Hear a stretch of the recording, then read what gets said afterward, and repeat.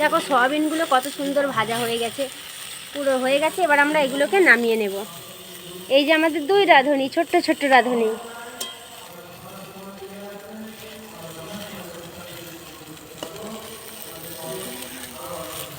এই যে দেখো কত সুন্দর আগুনটা জ্বলছে, সুন্দর লাগছে।